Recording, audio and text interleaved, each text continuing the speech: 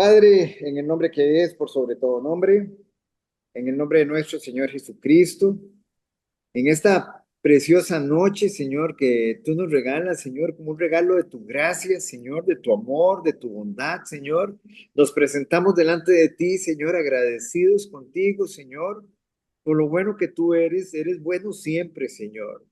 Gracias, Señor, por el privilegio, Señor, que tú nos das, Señor, de sumergirnos, Señor, en ese pozo, Señor, de sabiduría, Señor, en esas riquezas inescrutables de tu palabra, Señor. Queremos darte las gracias, Señor, y nuevamente, Señor, en esta noche, Señor, pedirte perdón. Reconocemos delante de ti que somos pecadores, delante de un Dios que es infinitamente santo, Señor. Santo, santo, santo. Reconocemos, Señor, tu majestad, tu señorío. Reconocemos tu esplendor, tu magnificencia, Señor, que solo tú eres Dios, Señor, el Señor de todos, Señor. Queremos en esta noche, precioso y bendito Jesús, que sea tu precioso y santo Espíritu iluminándonos, dándonos sabiduría, entendimiento, Señor, abriéndonos en nuestros corazones para ¿Dónde recibir. andaba usted? Queremos, amado Señor, precioso y bendito, que en esta noche, Señor, seas tú hablándonos con el poder de tu palabra, Señor. Te pedimos, amado Señor, que nos libres de hacer algo en nuestros propios medios, Señor. Que todo sea obrado por ti, Señor, por tu gracia, Señor. Bendice a mis hermanos en esta noche, Señor amado. Que tú continúes bendiciéndolos, haciendo tu obra en esta tu iglesia, Señor. Es tu iglesia, Señor. Dirígela tú, hazla, cumple tú tu propósito en nosotros, Señor. Se trata de ti y no de nosotros. Gracias una vez más, Señor, y queremos, amado Señor, poner este tiempo, Señor, en tus benditas manos. Y todo esto te lo pedimos en el nombre precioso de Jesús. Amén y amén. Bienvenidos a nuestros hermanos, a doña Elisa, a don Edwin, a doña Alba. Buenas noches, bienvenida. Que el Señor les bendiga, familia. Y vamos Buenas noches. a continuar con nuestro estudio. Recuerden que estamos prácticamente en la segunda lección de este módulo que iniciamos el lunes pasado. Ya la clase ya la pasamos el día de ayer, ¿verdad? Entonces, para que si usted no pudo estar en la primera lección, nada más la ubique ahí. Entonces, doña Alba iba a Don decirnos, Oscar, sí, sí, diga. dice que dice Chari que la disculpe, que está en una reunión por hoy. No se preocupe, ahí le enviamos. ¿No? También don Juan Carlos nos comunicó que también está en una reunión. Ahí nosotros editamos el estudio y se los enviamos. No, no hay problema. Ahí me le envía un saludo.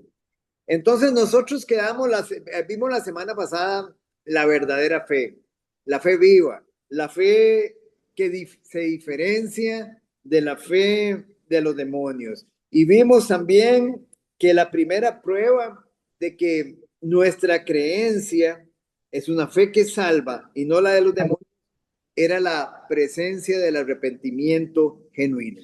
Ahí fue donde nosotros quedamos hasta el día lunes pasado. Entonces, vamos en esta noche a ver en qué consiste este arrepentimiento en la práctica. ¿En qué consiste? Porque si la primera prueba de nuestra fe viva es el arrepentimiento, ¿en qué consiste? ¿Cómo se ve en la vida de un verdadero creyente? La iglesia moderna lo ha reducido, y esto es importante, Manuel, la iglesia moderna ha reducido el arrepentimiento a un, digamos, sentimiento de remordimiento. Lo ha reducido a unas pocas lágrimas en un altar y a una decisión emocional. Ahí lo ha llevado hasta ahí. ¿Qué es? ¿En qué se diferencia? ¿Qué es el remordimiento? El remordimiento se diferencia del arrepentimiento en lo siguiente. El remordimiento consiste en sentir culpa. Sentimos culpa, sentimos tristeza, pero eso es una emoción. Contrariamente al arrepentimiento. Recuérdense que la palabra arrepentimiento es la palabra griega que nos la decía el otro día en el curso de los jóvenes, metanoia, nos la recordaba Arturo. ¿Qué implica metanoia? Un cambio de mente, un cambio de voluntad, un cambio de acción. Entonces, hermanos, nosotros podemos ver que el arrepentimiento bíblico es mucho más profundo y duradero. No es solo un cambio de emoción, un cambio, digamos, en la manera de sentir. Es un cambio de mente que conduce, es que don Edwin dejó el micrófono abierto. Vamos a ver si tal vez nos escucha. Don Edwin, Don tiene el Oscar, y micrófono. si no, usted se va, creo, le puede dar a participantes y se Vamos a va ver, a don Edwin y le da los 3 puntos y le da silenciar. vamos a ver, vamos a ver acá. ¿A dónde me dice participante? Ok, Participantes, participantes. Me voy donde don Edwin. le da los 3 puntos Ajá, correcto. y ahí creo que le debe salir silenciar. No me sale. Ya le di Mm, a los 3 puntos. qué No me está saliendo. extraño. Tal vez, doña Elisa, usted me le puede mandar un mensajito. No, es que no lo va a escuchar. Ahorita se aparece por ahí. Primero Dios que no. O, don Oscar, ahí le tiene que, sí, ahí digamos, ahí en participantes. Sí, Usted se mete, como usted es el administrador, donde están todos los participantes, a la derecha sale la camarita y el micrófono. Es que yo Entonces, creo que él es el administrador, la que hace el Zoom es es Cristina. Cristina, es Cristina es la que tiene Cristina. el acceso, él entra como participante, por eso Don Oscar no lo puede ver. Sí, es correcto, Exacto, es eso es lo que correcto. pasa.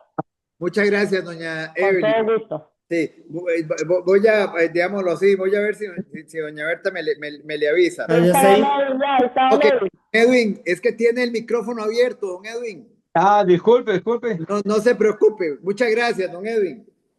Entonces, estamos acá, que el arrepentimiento bíblico entonces es mucho más profundo y duradero. No es solo, dijimos que no solamente es un cambio de emociones.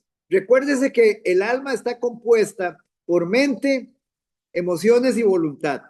Entonces el arrepentimiento no, digámoslo así, el arrepentimiento no tiene que ver con las emociones, tiene que ver con los pensamientos, con la mente y tiene que ver con nuestra voluntad. Es muy importante que podamos hacer esa diferencia con respecto al remordimiento.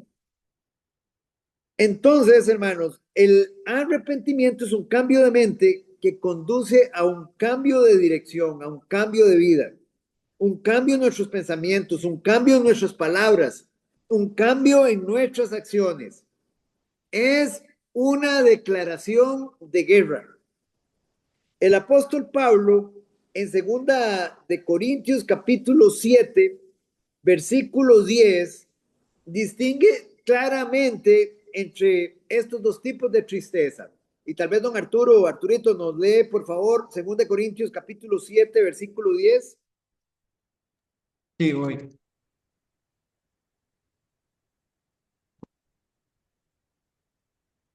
Segunda de Corintios Ajá, 7:10. sí, correcto. Bueno, dice así. Porque la tristeza que es según Dios produce arrepentimiento para salvación, de que no hay que arrepentirse, pero la tristeza del mundo produce muerte. Muy bien. Entonces, hermanos, vean qué interesante, despacito. Porque la tristeza, hay dos tipos de tristeza. Dice, porque la tristeza que es según Dios produce arrepentimiento, produce un cambio de mente, un cambio de dirección, y produce salvación. En cambio, hay una tristeza, hermanos, que es del mundo, pero digamos, contrariamente, que produce muerte, produce muerte. Entonces, existe la tristeza del mundo, que es el remordimiento por las consecuencias del pecado. Es estar triste porque fue descubierto, porque perdió su reputación, porque su pecado le causó problemas. Judas sintió esta tristeza. ¿Y a dónde lo llevó? A la desesperación. al suicidio. Pero luego, hermanos, esta tristeza, hermanos, que es según Dios, esta tristeza no lamenta las consecuencias. No está enfocada en las consecuencias. ¿Dónde está enfocada? En el pecado mismo. Ahí es donde le apunta, no en las consecuencias. Es un dolor profundo y genuino por haber ofendido a un Dios infinitamente santo y amoroso. Ven el punto. Ahí es donde nosotros podemos ubicar. Cuando usted siente tristeza, cuando peca, ubíquese. ¿Por qué es? Uy, es que fui sorprendido. Me pescaron fumando, me pescaron tomando, me pescaron con otra persona, con la amante. Entonces estoy afectado por las consecuencias, estoy afectado por se me afectó la reputación. O cuando una persona explota en ira. Uy, no. O sea, digámoslo así, me siento mal. Pero ¿qué lo hace sentirse mal? ¿Por qué se siente mal? Ese es el punto. No porque perdiste la reputación, es porque ofendiste a un Dios infinitamente santo, justo y amoroso. Ese debe ser el enfoque. Es ver el pecado como Dios lo ve. ¿Cómo Dios ve el pecado? Como una traición, como una rebelión, como la cosa inmunda que clavó a nuestro Señor Jesucristo en la cruz, como aquello que mató a nuestro mejor amigo. Es ahí donde nosotros tenemos que ver el pecado. El pecado tenemos que verlo como una abominación. Mató a mi mejor amigo. Clavó a Cristo en la cruz. Es una rebelión contra Dios. Y esta tristeza, dice Pablo, produce arrepentimiento que lleva a la salvación. Entonces veámoslo. El primero se enfoca en el yo. El segundo se enfoca en Dios. Entonces, ¿el remordimiento dónde se enfoca? En nosotros. En cambio, el arrepentimiento se enfoca en Dios. Oh, no, Señor, te ofendí. Ofendí a un Dios santo, a un Dios bueno, a un Dios amoroso, a un Dios que me salvó, a un Dios que me ama. Ese es el punto.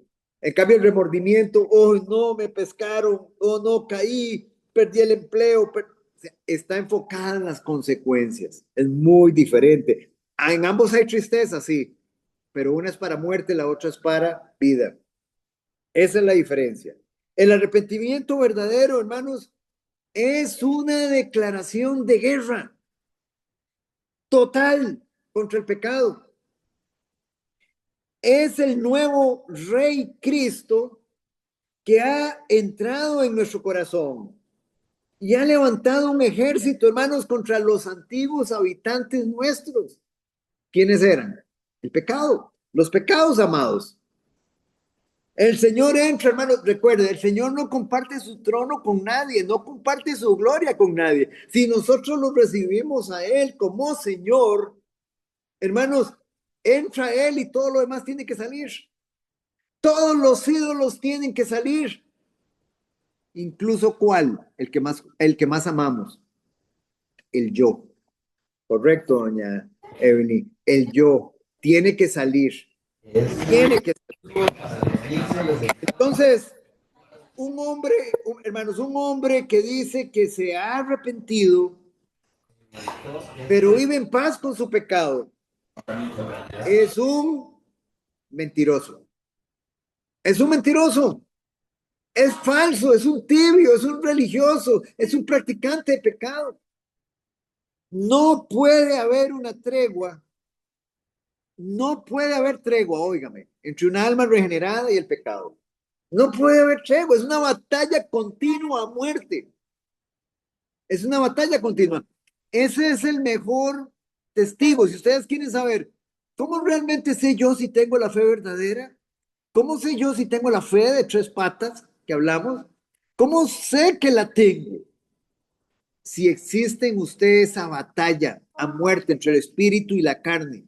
Ese es el punto. Si esa batalla está, pero si usted al final de pecar se siente como si nada pasó, hermano, no hay batalla. No hay guerra, el Espíritu Santo no está en usted.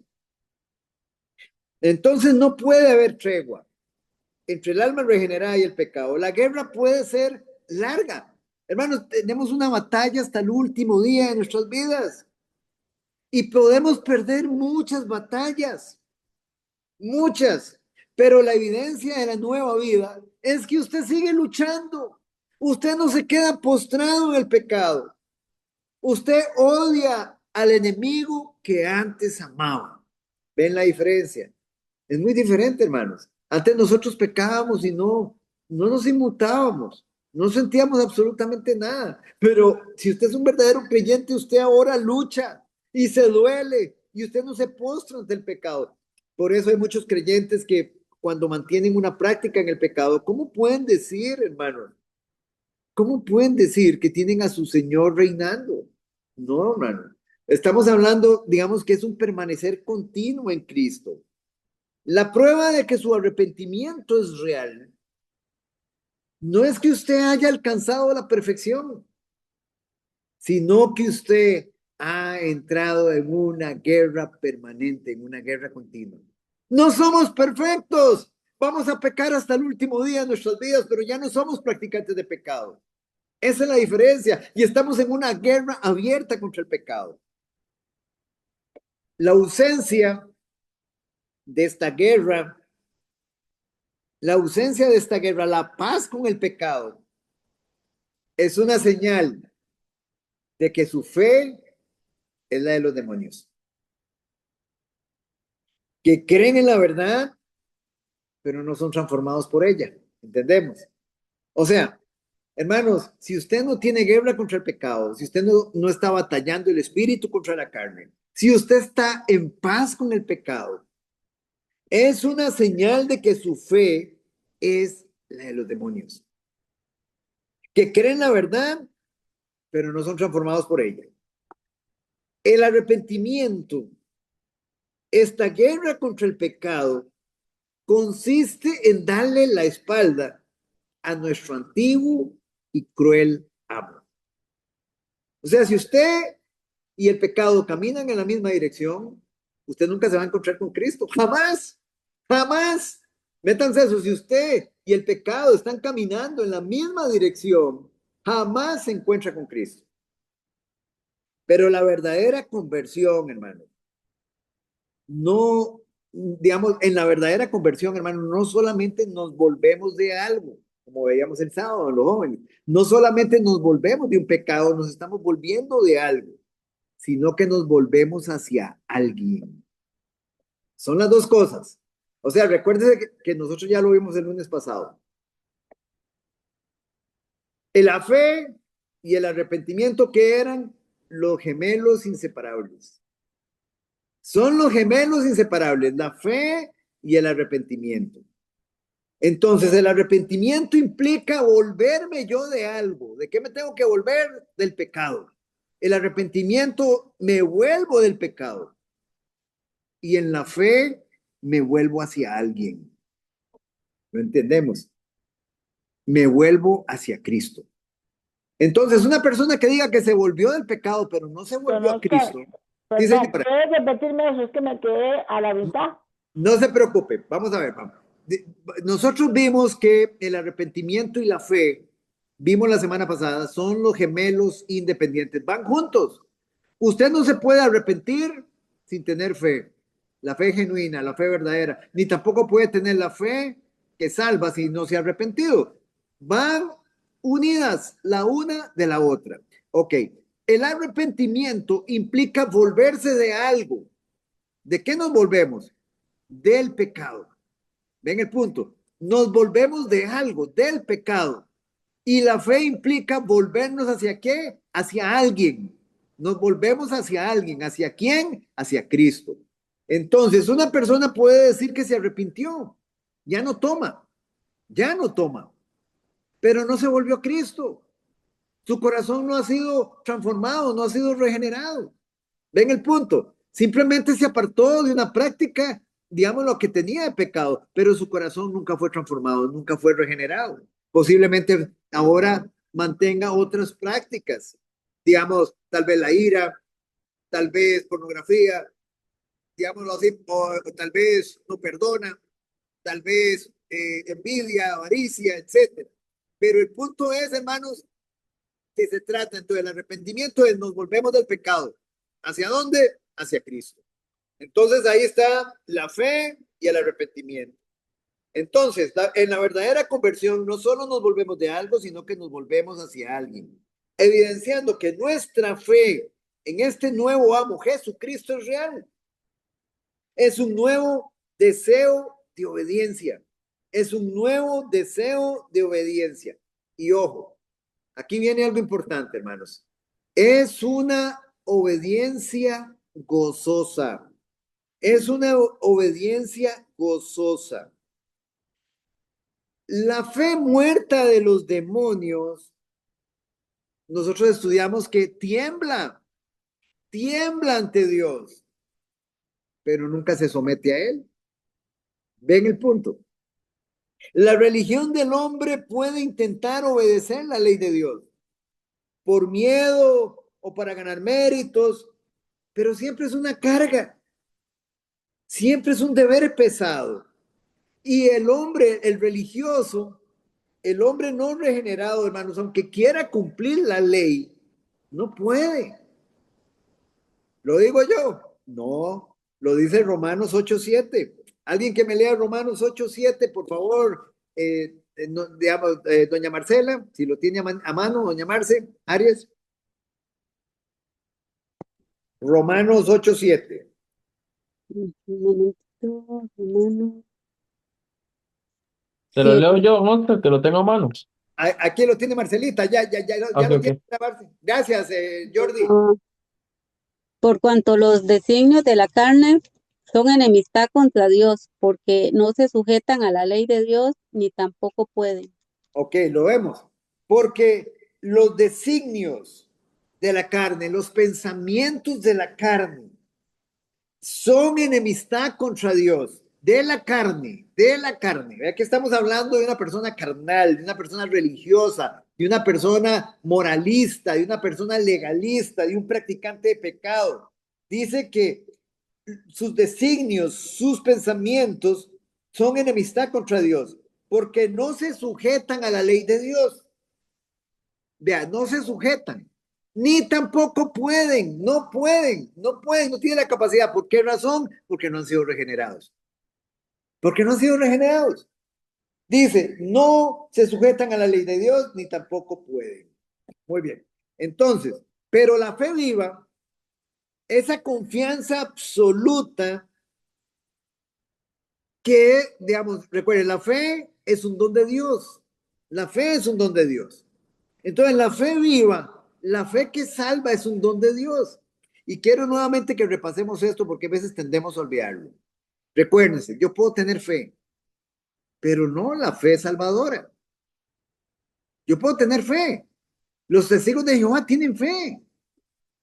Los mormones tienen fe en Cristo. El catolicismo tiene fe en Cristo. Pero es una fe que no salva. Es una fe que está construida con simiente corruptible, con semilla corruptible. Entonces es una fe falsa. Es una fe como la de los demonios. ¿Me entienden el punto? Entonces, ¿cómo sé yo que recibí? Recuerden, repasemos de nuevo. ¿Cómo sé que yo recibí la fe viva, la fe salvadora? Recuerden, entonces, ¿de qué se construye la fe salvadora? Lo primero, de conocimiento. Yo conozco a la persona de Cristo, sus atributos. Yo conozco su obra, su vida perfecta, su muerte, su resurrección. Lo conozco. Yo sé que sus hechos son verdaderos. Los asiento. Creo que son ciertos. Y hasta ahí no soy salvo. Hasta ahí tengo la fe de los demonios. Pero en el momento en que yo pongo mi confianza absolutamente en Cristo para salvación, En el momento en que yo me rindo completamente a su señorío como mi amo, como mi dueño, como mi gobernante supremo, como el soberano del universo, como mi Dios, en el momento que yo me rindo a Él, en el momento que yo me someto a Él, a partir de ese momento, yo recibo el don de Dios, vea lo que voy a decir, el don de Dios de la fe salvadora. La fe es un don de Dios. Sí, señores, Sí. es un don de Dios, Efesios 2:8. Por gracia sois salvos, por gracia sois salvos, por medio de la fe en Jesucristo, por medio de la fe. Y esto no de vosotros. ¿Por qué? Porque es don de Dios. Entonces, vean el punto. Dios ve que usted creyó en Jesús, que usted creyó en su obra, que usted así, ahora asiente que todos esos hechos son verdaderos. Usted todo eso ya lo tiene claro, pero no solamente lo tiene claro, sino que usted ahora se sometió a su señorío. Se rindió completamente a Él, está rendido completamente a Él. Usted acepta su soberana voluntad tal y como es. En ese momento el Señor entonces, ¿qué hace? Derrama el don de la fe y usted es justificado. Sus pecados son perdonados. Inmediatamente, ¿qué sucede? El Espíritu Santo viene sobre usted. El don del Espíritu lo regenera. El don del Espíritu, dígame, el don del Espíritu es otro don. Es otro don, es Dios el que lo da, el que lo pone dentro de nosotros. Y inmediatamente, ¿qué recibe usted? El don del arrepentimiento.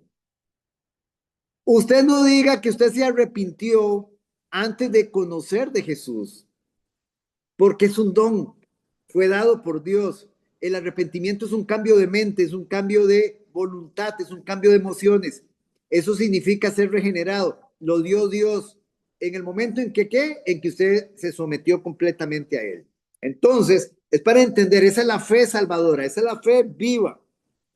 Esa es la fe, hermanos, que produce deleite en obedecer, produce un deleite. Y aquí viene el punto, hermano.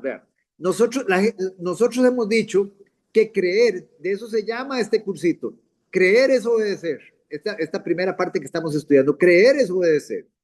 Pero viendo la obediencia no como una moneda, no como un pago al Señor. Señor, yo te obedezco como parte del pago. No, viendo la obediencia como una consecuencia natural de haber nacido de nuevo, viendo la obediencia como un fruto. Ven el punto, hermanos, es diferente. Nosotros ahora obedecemos como consecuencia natural de haber nacido de nuevo. Y sentimos deleite. ¿Qué dice? ¿Qué dice la palabra de Dios? Dice que en la ley de Jehová está ¿qué? Mi delicia. Mi delicia. Pero mucho tiempo nosotros no lo veíamos así. ¿Cómo lo veíamos? Como una carga. Cuando nosotros estábamos en religiosidad, lo veíamos como una carga. Íbamos a la iglesia y decíamos, vamos por cumplir, pero no como un deleite. Ese es el punto. El nuevo corazón que ha sido perdonado y adoptado ya no ve los mandamientos de Cristo como las rejas de una prisión, sino como las sabias y amorosas instrucciones de un padre que lo salvó. Hermanos, la palabra de Dios es un papá hablándonos a nosotros, es nuestro papito Dios, es nuestro Abba Padre hablándonos, eso es lo que Él hace. Es como cuando usted aconseja a su hijo o a su hija y usted lo aconseja para bien. Es lo que papito Dios hace con nosotros. La obediencia, entonces, deja de ser un intento de ganar el cielo y se convierte, hermanos, en la forma en el que el cielo comienza a manifestarse en nuestra vida. Entonces la pregunta que distingue la fe viva no sería la siguiente. ¿Crees que Jesús es el Señor? No, no es esa. Eso todo el mundo lo sabe. No, sino le obedeces. Le obedeces a tu Señor y ahí está todo, ahí marca todo. Le obedeces a tu Señor. Ya lo vimos, nuestra obediencia no es perfecta. No es perfecta, hermanos. Eso es una consecuencia natural de haber nacido de nuevo, pero es una lucha. Es una lucha permanente contra el pecado, abierta y directa contra el pecado. El hombre con una fe muerta siempre preguntará, ¿qué es lo mínimo que yo puedo hacer para no ir al infierno? ¿Ven la diferencia, hermanos? ¿Qué es lo mínimo que puedo hacer? ¿Qué puedo hacer para salvarme, para no ir al infierno? No está enfocado en la gloria de Dios, está enfocado en las consecuencias. Es muy diferente, hermanos. Pero el hombre con una fe viva pregunta, Señor, ¿qué más puedo hacer para agradarte? ¿Qué más puedo hacer, Señor, para honrarte a ti que me salvaste del infierno? Ven el punto. ¿Qué puedo hacer, Señor? ¿Qué puedo hacer, Señor? Muéstrame tu voluntad. Para el primero, la obediencia, ¿qué es, hermanos? Una cadena de hierro. Para el primero, para el que tiene la fe muerta de los demonios. Pero para el segundo, para el que tiene la fe viva, es una piedra preciosa. Es una cadena de oro. Vean la diferencia, hermanos. Es la prueba simple y directa que Jesús mismo nos dio en el Evangelio de Juan, capítulo 14, versículo 15. Yo sé que más Dios no se lo sabe. Si me amáis, guardad mis mandamientos. Ese es el punto. Ese va a ser posiblemente, si Dios lo permite, el estudio de la próxima semana. O sea, hoy, vean que estamos viendo ahorita, creer es obedecer. Bueno, la próxima semana vamos a ver, amar es obedecer. Amar. Si usted dice que usted ama a Cristo, usted lo obedece. Pero si usted no lo obedece, usted es un hipócrita. Ese es el punto. Entonces, el amor y la obediencia, nuevamente, el amor y la obediencia están íntimamente, inseparablemente unidos. El amor es la raíz, la obediencia es el fruto. Usted ahora no hace las cosas, hermanos, como una carga. Usted lo hace en respuesta a su amor. Es que es muy diferente. Usted lo ama y usted hace las cosas por amor. Cuando más de uno de nosotros estaba soltero, digamos, no era una carga ir a ver a la novia, o viceversa. No era una carga, era un deleite. Hermanos, era algo que anhelábamos. Bueno, de eso estamos hablando. Es una respuesta en amor a Jesús, a todo lo que Él es y a todo lo que Él ha hecho. Observen la definición del amor, hermanos, que el apóstol Juan nos da en 1 Juan capítulo 5, versículo 3. Doña Maye, 1 Juan capítulo 5, versículo 3. Esta es la definición del amor. Pues este es el amor a Dios, que guardemos sus mandamientos y sus mandamientos no son gravosos. Este es el amor a Dios. Este es el amor a Dios, que guardemos sus mandamientos. Hermanos, no hay por qué confundirse. Este es el amor a Dios, que guardemos sus mandamientos. Si usted no guarda sus mandamientos, usted es un religioso. Si usted no guarda sus mandamientos, usted es un tibio. Si usted no guarda sus mandamientos, usted es un practicante de pecado. Si usted no guarda sus mandamientos, usted es uno que tiene nombre de que vive, pero está muerto. Si usted no guarda sus mandamientos, usted tiene la fe de los demonios. La fe muerta de los demonios y no la fe viva que salva. Esa es la gran diferencia. Y vean lo que dice, y sus mandamientos no son gravosos, no son una carga pesada, son un deleite. El Salmo 37:4, doña Elisa, ¿qué nos dice el Salmo 37:4? Vean qué precioso.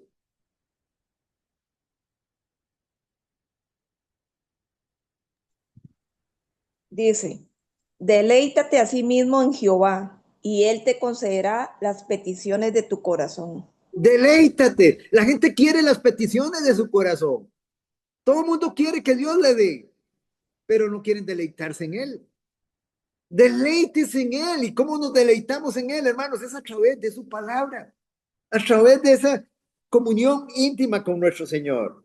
Salmo capítulo 1, versículo del 1 al 4, Jordi.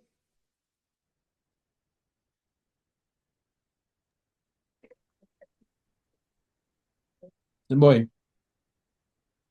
Salmo 1. Salmo capítulo 1, versículos del 1 al 4. Sí, se me perdió los salmos. Del 1 al 4, ¿verdad? ¿Sí? Bienaventurado el varón que no anduvo en consejo de malos, ni estuvo en camino de pecadores, ni en silla de escarnecedores se ha sentado, sino que en la ley de Jehová está su delicia, y en su ley medita de día y de noche. Será como árbol plantado junto a corrientes de agua, que da su fruto en su tiempo, y su hoja no cae, y todo lo que hace prosperará. No así los malos, que son como el tamo que arrebata el viento. Por Ahí, tanto, ahí. Muchas gracias, Jordi, muchas gracias. Sino que en la ley de Jehová se deleita. Sino que en la ley de Jehová está su delicia. Y en su ley medita de día y de noche. Ahí es donde nosotros tenemos que preguntarnos, hermanos. Como les digo, la próxima semana vamos a estar viendo, hermanos, que muchas veces Cristo, óigame, y estoy hablando a la iglesia, no le estoy hablando a los incrédulos. Muchas veces Cristo, en muchas personas que están en las congregaciones, se convierte en una opción más para ellos. Cristo es una opción más. No es la única opción de su corazón. No es la única opción de su elección. Es una opción más a elegir. Si Cristo le da lo que ellos quieren, ellos lo tienen de prioridad. Pero es una opción más, hermano. Y eso no es lo que nos manda. Él es la única opción para nosotros. Es la única opción de deleite en nosotros.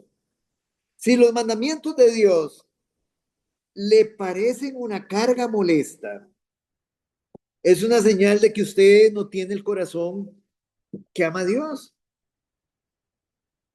Sin importar, hermano, lo que su boca confiese. Si usted lo ve como una carga, la palabra de Dios, no importa lo que usted diga, que usted es cristiano y que tiene tantos años de estar en la iglesia, si usted no tiene, hermano, si usted ve la palabra de Dios como una carga, simplemente usted no ha sido regenerado. Observen lo que el apóstol Pablo dice en 1 Corintios capítulo 16, versículo 22.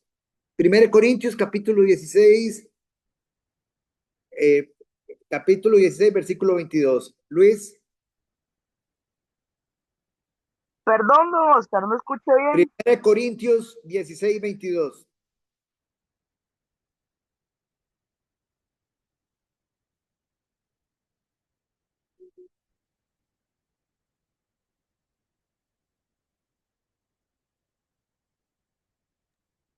Voy, lo estoy buscando, es que no lo encuentro.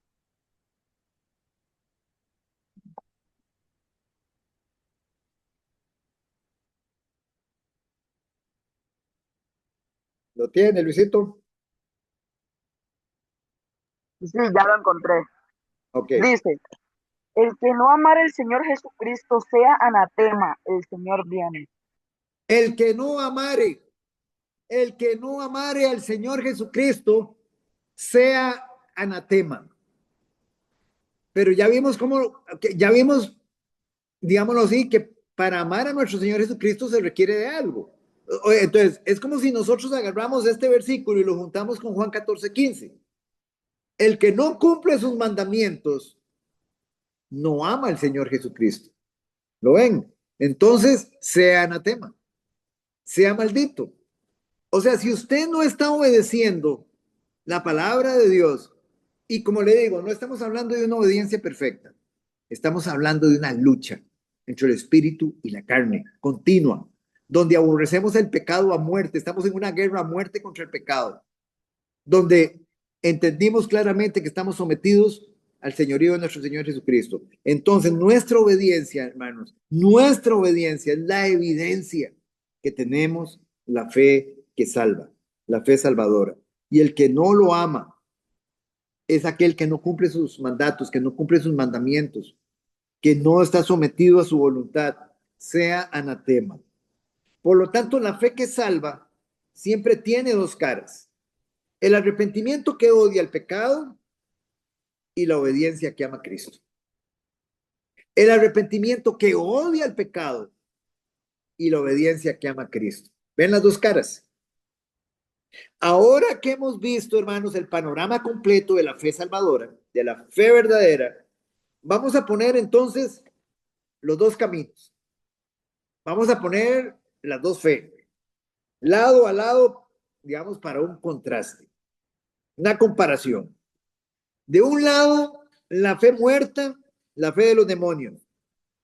Nuevamente, la fe muerta, la fe de los demonios, la creencia sin obediencia. Fe, sinónimo de creer. Entonces, la fe de los demonios es aquella creencia sin obediencia. Los demonios creen, igual que mucha gente en la iglesia, creen, pero no obedecen. Del otro lado, la fe viva, la fe del Espíritu Santo, la fe que justifica, que perdona pecados, la que verdaderamente salva. La fe muerta se detiene en el conocimiento y el asentimiento intelectual. La fe viva avanza hacia la confianza personal y la rendición. La primera, la muerta, la fe muerta, la fe de los demonios, puede coexistir en paz con el pecado. No tiene problemas. La segunda declara una guerra a muerte contra el pecado en el arrepentimiento. La fe muerta ve los mandamientos de Dios como una carga pesada. La fe viva se deleita en los mandamientos de Dios. Es que, hermanos, todo esto es un termómetro. Todo esto me mide. La fe viva se deleita en los mandamientos de Dios como la voluntad de un padre amoroso y los obedece por amor. La primera, la de los demonios, la fe muerta, simplemente tienen una opinión correcta. Tienen información correcta acerca de Jesús y acerca de su sacrificio. La segunda es una transformación radical interior del corazón.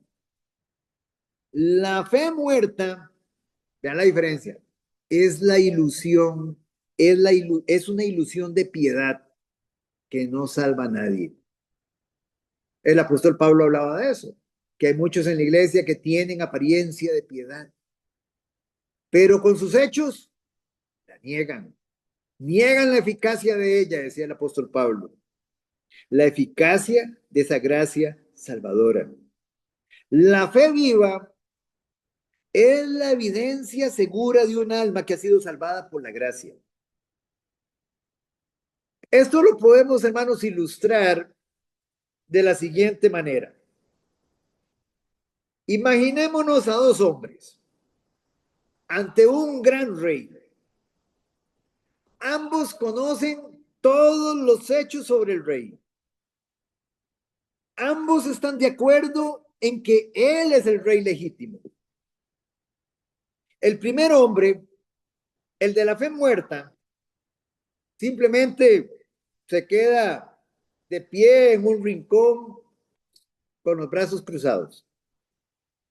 Su conocimiento es perfecto, pero su corazón no se ha rendido. Él no tiene ninguna intención de obedecer al rey. Simplemente cree que es el rey.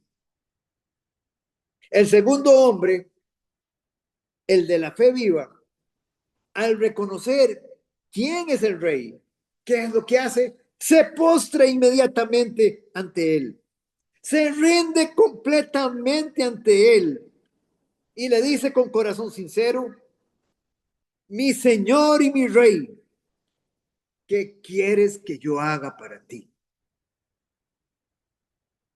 El primero tenía una creencia correcta, como un demonio.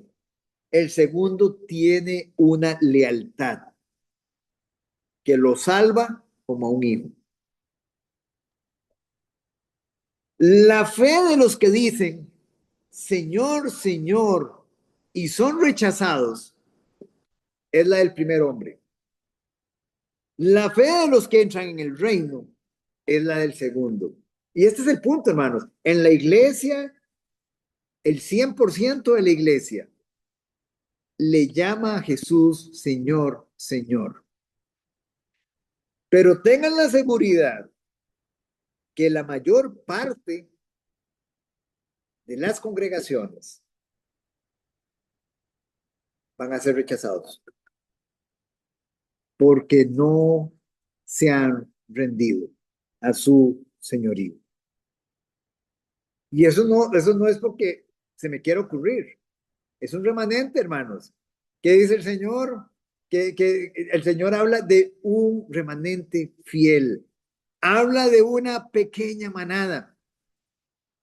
Oh, pequeña manada, os ha placido al Señor daros el reino. Pequeña manada.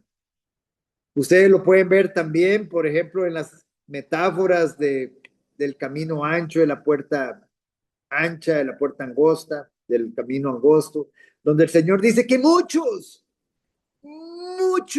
procurarán entrar, muchos, pero no entrarán.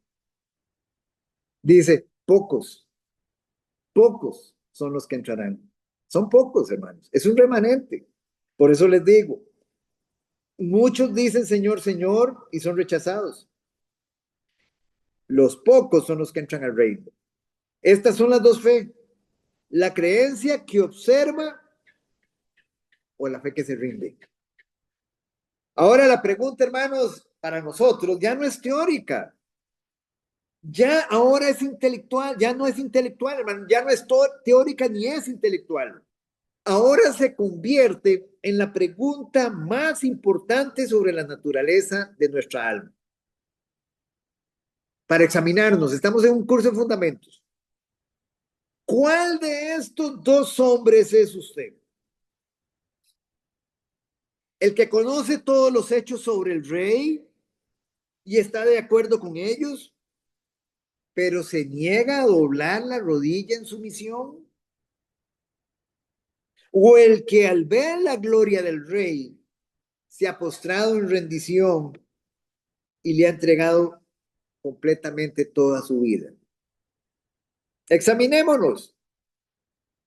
Su fe, una pregunta para meditar. ¿Su fe ha producido una guerra contra su pecado en arrepentimiento? ¿Ha producido un amor creciente por los mandamientos de Cristo en obediencia?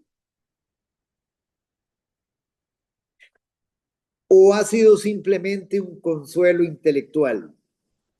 Una póliza de seguro en su mente que en nada ha afectado la lealtad de su corazón. Si usted reconoce que su fe se ha parecido más a la de los demonios que la de un discípulo, entonces, ¿cuál es el llamado de Dios para usted hoy? Arrepentimiento, porque el Señor está con el brazo extendido. Él sigue con la mano extendida, hermanos. Él está con los brazos abiertos para recibirlo y limpiarlo hoy, tal y como está. Que se arrepienta de su fe muerta. Que se arrepienta de haber creído en los hechos sin haberse rendido a la persona. Hermanos, yo un día, yo sé que al igual que muchos de ustedes, recibí, según yo, al Señor mediante una oración que me pusieron a hacer. Y yo creía que yo era salvo con eso. Me creí creyente. sin saber absolutamente nada de quién era mi Señor, de Cristo. Simplemente me invitaron a un lugar y me repite esta oración, ya es salvo, y me golpeaban. Hermanos, qué engaño, qué engaño, qué engaño. Recuerden, hermanos, ¿dónde quedó el conocimiento? ¿A quién estaba recibiendo yo? A Jesús, sí. ¿Quién es Jesús? ¿Qué fue lo que hizo? ¿Cómo aplicaba yo eso en mi vida? Para creerlo, para probar los hechos, para rendirme, para someterme. Y lamentablemente estuve viviendo mi vida, digamos, prácticamente como la vivía antes. Un poquito más, tal vez más religiosamente, con religiosidad. Por eso es importante, hermanos, que conozcamos. La fe verdadera consta de 3 partes. Y si usted solo tiene 2 partes, usted tiene la fe de los demonios. Las 3 partes, como un banco de 3 patas. Si le hace falta una pata a ese banco, usted se cae. Usted no puede mantenerse sentado. Entonces, hermanos, debemos arrepentirnos de haber creído en un conocimiento sin obediencia. ¿A quién le rendimos nosotros nuestra voluntad? Hermanos, y recuerdes, en el reino de Dios no hay neutralidad. Usted lo ve o caliente o frío, cielo o infierno, justicia, injusticia, digámoslo así, caliente o frío. Siempre no hay neutralidad, son 2 opciones, 2 caminos. O usted es un rebelde, sin importar cuán correcta sea su teología, o es un siervo rendido. El que no es conmigo, contra mí es. Ese es el punto. Si usted está en el medio, hermanos, usted ya decidió. Usted ya decidió. Usted no está con Cristo. Y esto es muy importante, hermanos, porque mire, ya muchas veces hemos conversado de eso. Hay muchos teólogos en el Facebook. Debaten, apologistas, saben, digámoslo así, ellos comentan de todo. Pero hermanos, no tienen obediencia. No tienen obediencia. Solo lo están haciendo por jactancia. Ese conocimiento que usted tiene, ¿a dónde lo ha llevado? ¿A enorgullecerse? ¿A jactarse? ¿O lo ha llevado a humildarse completamente? A humillarse completamente y reconocer que usted es un mendigo, que necesita la gracia de Dios. Ese es el punto. ¿A dónde nos lleva eso? Nos ubica. Cuando yo logré entender el evangelio, hermano, me ubicó en el lugar donde tenía que estar. Un condenado a muerte, urgido y necesitado de un salvador, de la gracia de Dios. No, Dios no nos debe nada. Dios no nos debe nada. Nosotros le debemos todo a Él. Y la gente le sigue exigiendo y exigiendo y exigiendo. Tienen un Dios solo para pedidos. Hermanos, entonces, dos caminos. No hay una tercera opción. Su conocimiento de la ley no lo salvará si usted no ama al legislador. ¿Entiende? Mucha gente conoce la ley, conoce la palabra, pero no aman al legislador porque no están dispuestos a obedecerle. Su creencia en el Salvador no lo salvará si no se somete al Señor. Nuevamente, hermano, vean, la gente ama al Salvador, pero no quieren nada con el Señor. ¿Ven la diferencia? Si usted dice que usted recibió a Jesús como su Señor y como su Salvador, entonces si Él es su Señor, es su Salvador. Pero si solamente es su Salvador, nunca será su Señor y no lo salva de nada tampoco. ¿Me entienden el punto? Las 2 palabras van unidas. Son gemelas también. Señor y Salvador. Si Él es mi Señor, yo puedo sentirme salvo. Salvo de todo lo que el Señor me salva. Dígame, doña Marce. ¿Cuál diferencia hay entre ese que me dijo usted, el versículo, el que no es conmigo, contra mí es? Lucas Y está el 11:23. otro, Está el de, ¿cuál es ese? Lucas 11:23. Y este de Marcos 9, del 38 al 40, que ¿Ese dice, cuál es? porque el que no es contra nosotros, por nosotros es, Es ese mismo, es ese mismo. ¿no? Ah, Ese dice, porque el que no es contra nosotros, por sí, ok. nosotros. Vamos a ver, Marcos 9. Marcos 9, ¿cuál? ¿30 qué? 38 al 40. Ajá, ok. Entonces dice, Juan le respondió diciendo, maestro, hemos visto a uno que en tu nombre echa fuera demonios, pero él no nos sigue y se lo prohibimos porque no nos seguía. Ujú, Pero Jesús dijo, no se lo prohibáis, porque ninguno hay que haga milagro en mi nombre, que luego pueda decir mal de mí, porque el que no es contra nosotros, por nosotros es. O sea, vean, la persona estaba haciendo milagros en el nombre de Jesús. Los discípulos querían que ellos, digámoslo así, que los siguieran a ellos. No, el punto es, ellos estaban haciendo milagros, el Señor, esa persona estaba haciendo milagros en el nombre de Jesús. Estaban con ellos. Ese es el punto, estaban con él. Por eso él le dice, y por eso le dice acá, dice, porque el que no es contra nosotros, por nosotros es. Pero es un contexto diferente, doña Marce. Ok, está bien, con gusto. Entonces, hermanos, siguiendo acá, entonces la elección es esta. Continuar con una creencia intelectual, una fe muerta que lo deja cómodo en su rebelión. Hermanos, es que ese es el punto. ¿Cómo una persona puede pensar que recibió al Señor Jesucristo, que murió por sus pecados, que dio su vida por su pecado, para que usted no tenga que cargar con la condenación eterna y que usted puede seguir viviendo plácidamente con sus juguetitos en su corazón, con su yo? ¿En qué mente cabe eso? Digámoslo, ninguna conversión verdadera deja al pecador en su rebelión. Ninguna. Entonces, la elección es esta, continuar con una creencia intelectual, una creencia solamente de conocimiento, una fe muerta que lo deja cómodo en su rebelión y lo conduce a la misma condenación que los demonios, o clamar a Dios por el milagro de la fe viva, la fe que se rinde, que se arrepiente y que obedece por amor. Obedecemos por amor como una consecuencia de haber nacido de nuevo. O sea, la obediencia, hermanos, recuerden, no es el pago que yo le doy a Dios para que me salve. La obediencia es la consecuencia natural, la respuesta en amor, es un fruto del nuevo nacimiento. ¿Qué desea usted tener?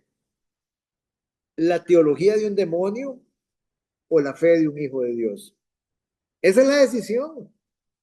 Y si por la gracia de Dios usted desea la fe viva, la fe que rinde la espada, ¿hay un camino a seguir? Si por la gracia de Dios usted desea la fe viva, que se rinde y obedece y no la muerte, que solo conoce y tiembla, hermanos, porque muchas veces los demonios tiemblan más de temor que un ser humano, que un pecador. Tiemblan, tienen reverencia a Dios. Hermanos, hay veces nosotros creemos que los demonios son más malos que los seres humanos. Yo lo pongo en duda. O sea, un demonio tiembla de reverencia a Dios. Son pocos los pecadores perversos que tiemblan a la palabra de Dios. ¿Cuál es el camino? ¿Cómo se pasa de la creencia de un demonio a la fe de un hijo de Dios? Hermanos, y aquí viene un punto. El camino no es intentar obedecer más u ofrecerle a Dios su voluntad. ¿Por qué razón, hermanos? Porque su voluntad está corrompida. Su voluntad está quebrada. El camino comienza con un propósito de corazón. Ahí es donde empieza todo, con una determinación de corazón. Una determinación de nuestra voluntad. Ahí es donde empieza todo. Una disposición al arrepentimiento de mi fe muerta. y una súplica por una fe viva. O sea, es que aquí viene el punto, hermano, vean. Si la fe, o sea, si yo digo que yo soy creyente porque yo creí y yo pongo a mi fe personal, que fue el motivo por el cual yo me siento salvo, hermanos, entonces quiere decir que su fe se convierte en una obra, en un aporte que usted hizo. Pero recuerdes, hermano, la salvación es por gracia. Por gracia. ¿Qué significa gracia? Es un regalo de Dios. Usted no tiene que hacer nada. Usted no tiene que hacer absolutamente, usted no puso nada para Dios. Nada aportó. Es un regalo y un regalo solamente se recibe. ¿Qué fue lo que usted hizo? Recibió la convicción del Espíritu Santo. Y en el momento en que usted recibe la convicción del Espíritu Santo, usted, aquí viene el punto, oiga, dispuso su corazón, determinó en su corazón, hizo una determinación en su voluntad. Usted se dispuso al arrepentimiento, pero vea, no diga que se arrepintió, porque no tiene el poder para hacerlo. Es un don de Dios. Entonces, ¿qué? Cuando decimos que usted se dispuso al arrepentimiento, estamos hablando de la determinación, lo que usted propuso en su corazón, como cuando Daniel le dijo, he propuesto en mi corazón no contaminarme en el palacio del rey Nabucodonosor. He propuesto en mi corazón no contaminarme. Es una determinación. Ese es el aporte mío. Vean que no he aportado nada a la salvación, solo mi deseo de que el Señor me salve, de que me dé la fe viva. Porque ya yo entendí, es una súplica por la fe viva. Por consiguiente, entonces, lo primero, hermanos, es, Señor, me arrepiento de mi orgullo intelectual, de ese conocimiento, Señor, del que yo me jactaba. Debo confesar a Dios que mi creencia ha sido como la de los demonios, correcta en los hechos, pero rebelde en el corazón. Confiese que ha conocido la verdad sin amarla. ¿Cuánta gente conoce la verdad sin amarla? Que solo ha querido a Cristo como Salvador, pero no como Señor. Solo ha querido a Cristo por los dones, pero no como dador. Vean el punto, hermanos, qué distorsionada teníamos nuestra fe. Que ha nombrado a Cristo como Señor sin someterse a su señorío. ¿Cuántas veces llamamos al Señor, Señor, Señor, pero no queremos hacer lo que Él nos dice que hace? Lucas 6:46, ¿qué nos dice, doña Evelyn? Lucas 6:46.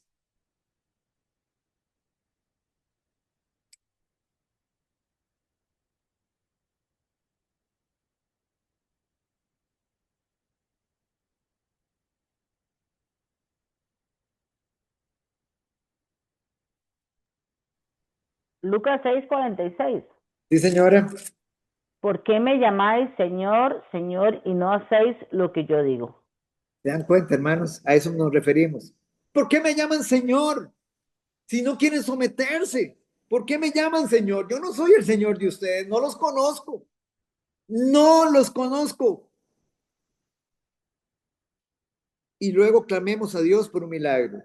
La fe verdadera, la confianza que salva y obedece, no es algo que nosotros podamos producir, hermanos, por nuestra propia cuenta. Es un don de Dios. Su oración debe ser la de un hombre que se da cuenta que ni siquiera puede creer correctamente por sí mismo, que se da cuenta de su bancarrota espiritual. Se ubica donde está espiritualmente. Hermanos, entonces, deje de intentar creer con más fuerza con su vieja naturaleza. Es imposible. Venga a Dios no como un teólogo orgulloso de su conocimiento, sino como un miserable pecador arruinado, consciente de su propia incredulidad. Ese es el punto, hermanos. Pero en nuestro orgullo a veces no queremos. Nos creemos que sabemos mucho. Hay mucha gente con 20, 30, 40 años, hermanos, de estar en iglesias y no están dispuestos a rendirse. Porque, digamos, recuérdense ustedes, Jesús les habla a las iglesias de Apocalipsis, capítulo 3, a la de Sardis, le dice, tienes nombre de que vives, tienes nombre de que vives, pero estás muerta. Qué tremendo, hermanos, tienes nombre de que vives, tienes nombre de cristiano, pero está muerta. Y se lo está diciendo a una iglesia, no se lo está diciendo al mundo. A la iglesia que sigue, la de la Odisea, capítulo 3, creo, versículo 15, por ahí. No eres ni caliente ni frío. Y porque eres tibio, te vomito. A la iglesia de la Odisea. ¿Y saben cuál es esa iglesia de la Odisea? La que representa hoy la iglesia de los últimos tiempos. Es la iglesia de hoy, hermanos. La iglesia tibia. Y dice que la vomita. La vomita. Y usted busca esa palabra en el griego y dice, me dan asco. Me dan asco. Porque tienen un pie aquí y otro pie acá. Eso es lo que significa, hermanos. Y le está hablando a la iglesia. Le está hablando a la iglesia. Entonces, hermanos, no tratemos de presentarle a Dios nuestro conocimiento, sino presentémosle a Dios un corazón, hermanos, muerto, muerto a nosotros mismos. Clamémosle a Él para que nos dé vida de entre los muertos y que nos dé la fe que viene inseparablemente, hermanos, con esta nueva vida. La fe no es una contribución a la salvación, lo que estábamos hablando. La fe que yo tenga no contribuye a la salvación porque la salvación es un don de Dios. Es parte del regalo de la salvación que Dios nos da. Es la oración, recuérdense ustedes, vamos un momentito a Marcos capítulo 9, versículo 24. Don Edwin, Marcos 9, 24. Sí, señor, un momentito.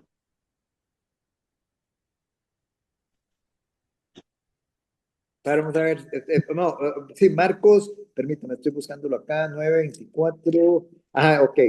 ¿Qué dice? Dice así, Léase desde el 23, por favor. dice así. Ajá, dice, Jesús le dijo, si puedes creer, al que cree, todo le es posible. Inmediatamente el padre del muchacho clamó y dijo, creo, ayuda mi incredulidad. Ese es el punto. Este hombre creía, pero dice, ayuda a mi incredulidad. Eso es lo que nosotros tenemos que pedir, hermanos. Eso es lo que nosotros tenemos que pedir. Señor, yo creo, pero ayuda a mi incredulidad. Ese es el punto, hermano. Entonces, ¿el Señor qué hace? Derrama la fe salvadora. Derrama la fe salvadora. Cuando usted realmente se ubica, cuando nos ubicamos, no estamos llenos de orgullo de que sabemos, nos hemos leído la Biblia no sé cuántas veces y que sabemos, recitamos versículos y todo de memoria, pero no obedecemos la palabra de Dios. ¿De qué nos sirve, hermanos, si no amamos al Señor obedeciendo? Entonces vean ustedes, hermanos, que es una confesión de fe, pero al mismo tiempo es una súplica de más fe. Es el reconocimiento de que incluso nuestra capacidad para creer depende de la gracia de Dios. Y aquí nada más analicemos esto. Vea cómo somos nosotros. Nosotros quisiéramos que si yo hoy oro en la mañana, la oración de hoy, lunes, me sirva para toda la semana. Me alcance para toda la semana. Hermanos, qué errados que estamos. No entendemos que el Señor lo que quiere es una dependencia continua, permanente de nosotros. Yo siempre lo comparo, hermano, ¿sabe cómo lo comparo yo? Con una llanta. Todos los días amanecemos desinflados. Todos los días amanecemos desinflados espiritualmente. Vamos a la oración en la mañana y cargamos con el Espíritu Santo de Dios y su palabra. La cargamos. Pero durante el día, esa llantita anda así.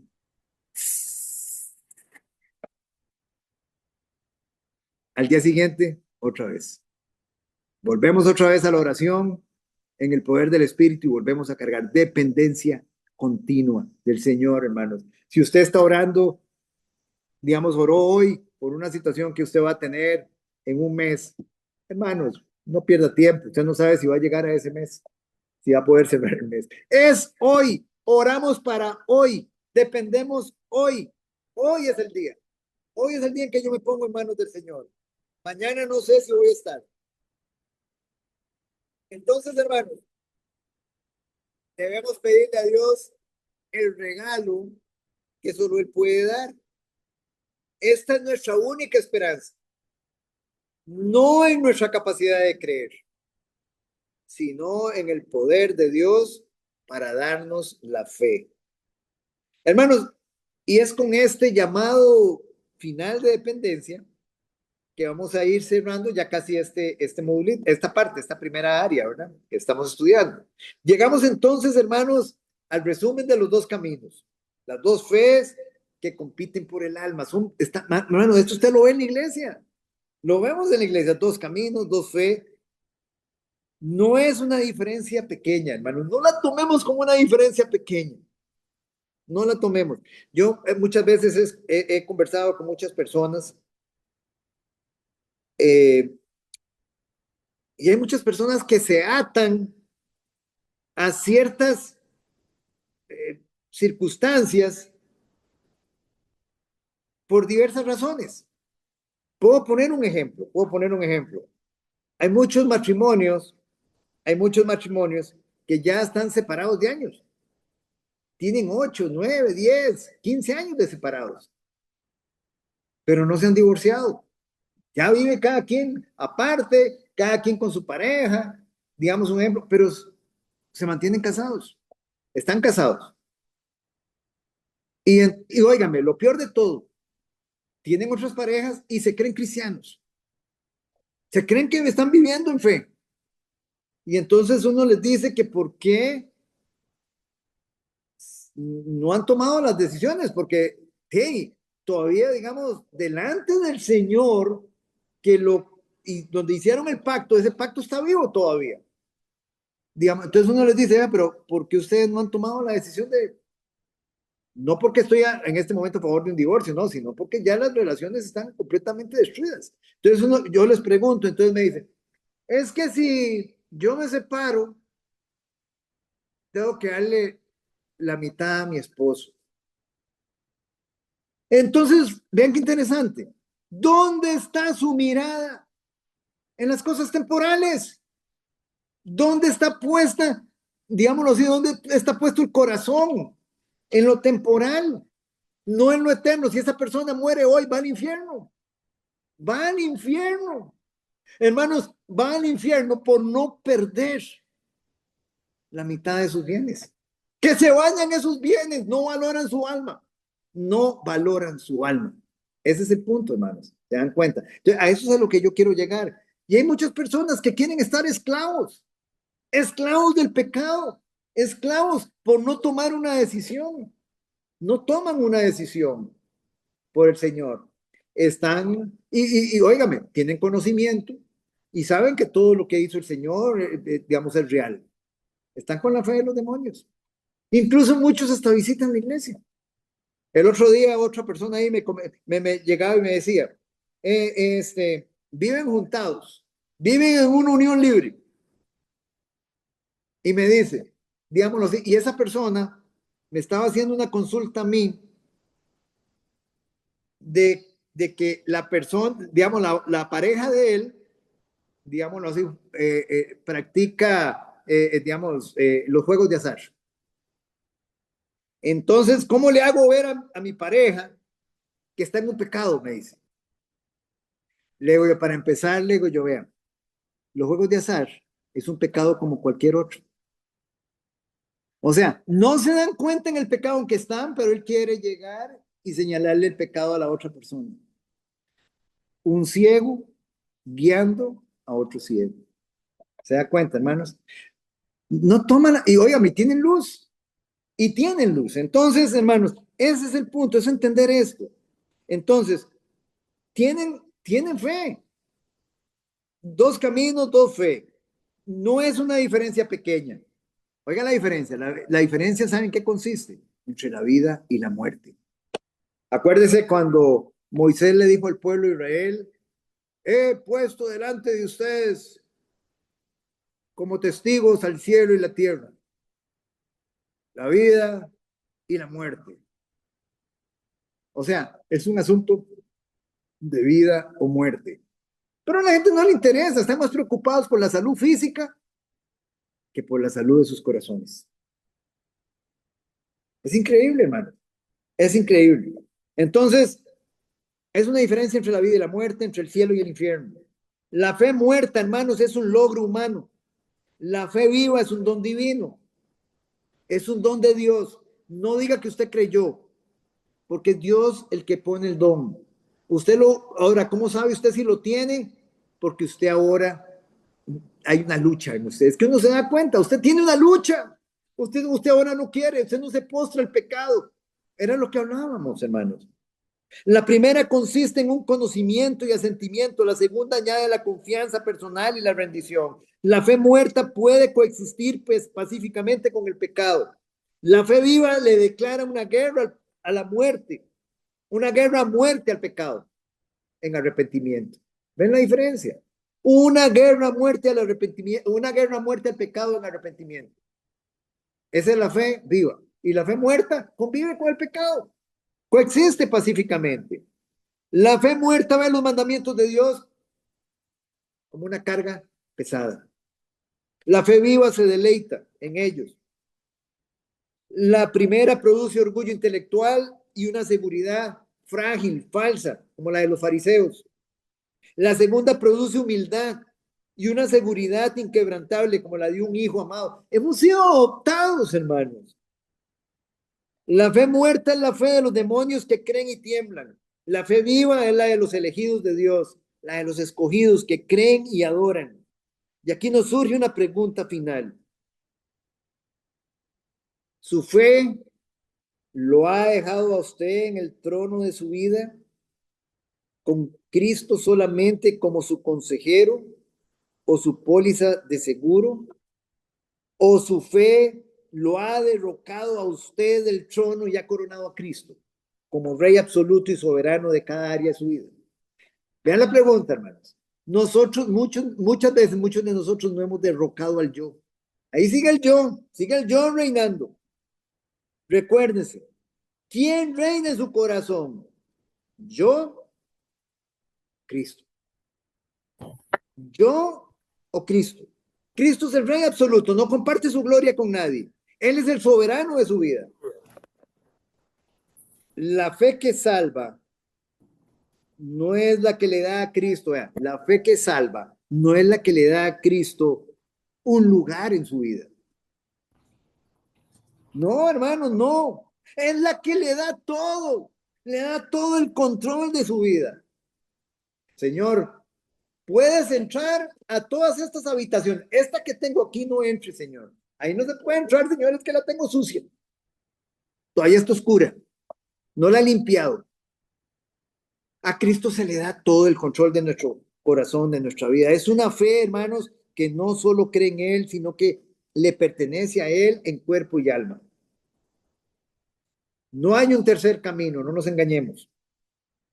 O su fe es la imitación muerta que lo deja sin cambios y condenado, o es el regalo milagroso de Dios que lo transforma. Y esa transformación, ¿de dónde a dónde es, hermanos? De adentro hacia afuera. Hay mucha gente, sí, perdón. Yo tengo, digamos, como una breve interpretación, digamos, yo tengo claro que desde antes de la fundación del mundo ya Dios tiene a sus escogidos, o sea, eso ya está escrito. Como usted dijo un día, no va a estar en un papelito, este lo voy a quitar y este lo voy a poner, ok.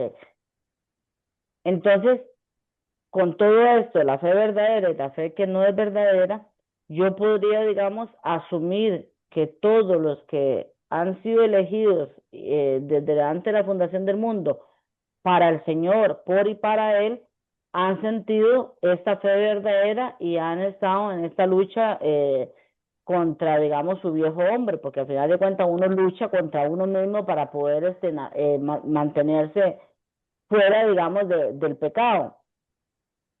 Entonces, uno podría entender que por eso en la iglesia, en la familia, en todo lado, uno puede creer que haya tanta gente que cree que tenga esta fe, mas no es verdadera, porque al final de cuentas, si la fe es un don de Dios, ya Dios escogió desde antes a sus elegidos y como dice, hay dos caminos. En el angosto van a entrar los que él ya tiene y en el ancho están todos los demás. Entonces, solamente los que él escogió desde antes van a sentir esta fe verdadera. Ajá. No Pero, no todo el mundo lo va a sentir. Pueden estar sentados ahí en la iglesia escuchando o pueden estar escuchando una prédica, pero es que eso es un llamado de Dios y es un sentimiento que Dios nos hace a nosotros y es como que uno siente ese amor por obedecer y estar en su palabra, pero no todo el mundo va a sentir esa fe verdadera entonces. ok, perfecto. Entonces, vea, esta es una pregunta, pero preciosa, muy importante. Vea. Empecemos, agarrémosla por acá. Vea. Lo primero es entender que esa elección, esa escogencia que Dios hace, no es una escogencia, digamos, que llegó y se fue al estanque de donde estábamos todos, en ese tanque séptico donde todos estábamos, y empezó a sacar a unos y a otros no. No, no se trata de eso. A este sí, no, a este no. No, a este sí, no, no, a este no. No, no, no. Eso no, eso es otra doctrina. Esa es la doctrina de Calvino, la doctrina de la elección. No. Vea lo que nosotros dijimos ahora. Nosotros dijimos que el primer paso que es un propósito de corazón. Es una determinación del corazón. Es una disposición del corazón. Entonces quiere decir que Dios, sí, digamos un ejemplo, la libre capacidad de elegir va a jugar un papel en nosotros. O sea, en el sentido de que a una persona se le predica el evangelio, se le presenta a Cristo, se le presenta, digamos, el plan de salvación, y esa persona, cuando recibe la convicción del Espíritu, o la rechaza o la recibe. ¿De quién depende eso? De él.